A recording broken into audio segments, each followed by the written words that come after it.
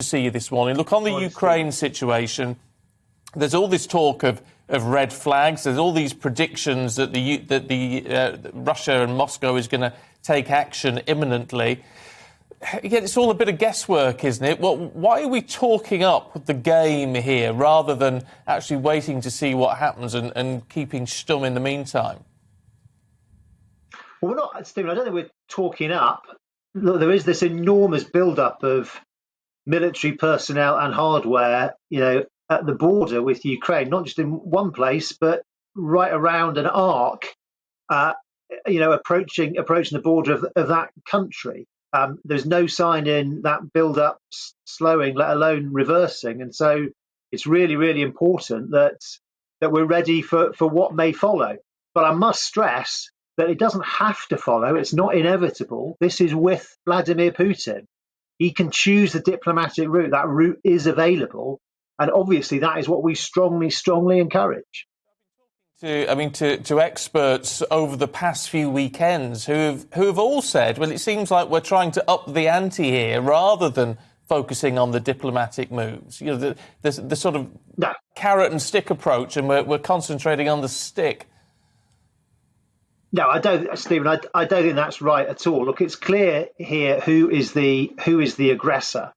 When you put this capability at the border of another nation, that is not coincidental. It's not just training exercises. It is important that we are ready. It is important that we stress to the Putin regime clearly, if they invade, clearly that is very bad for Ukraine. Clearly, it's bad for European security, but it would also be bad for Russia because of what would follow. And we want to be working with Russia on the great challenges that we face in Europe and in the world.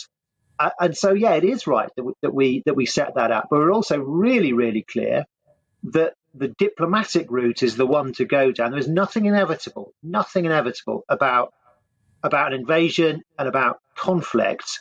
And we urge Mr. Putin to take that route. Do you not, though, find it extraordinary that in the 21st century we're almost talking Cold War talk again, and that both sides seem to be standing off against each other? It's very alarming, isn't it? One would have thought that silent diplomacy could have prevented all this. And look, it's extraordinary that all these years after the wall coming down and after, those wonderful times of seeing people reclaim their freedom, that we're having these conversations at all.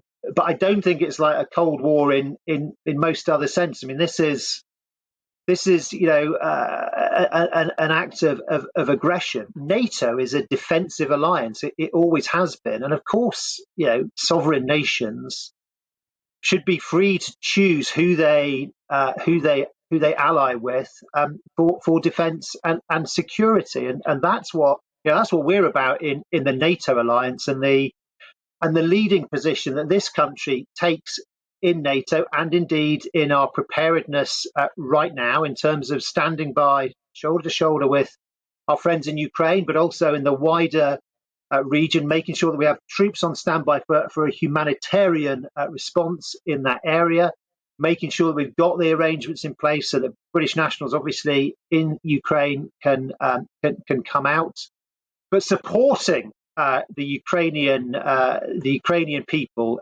in their security and in their freedom.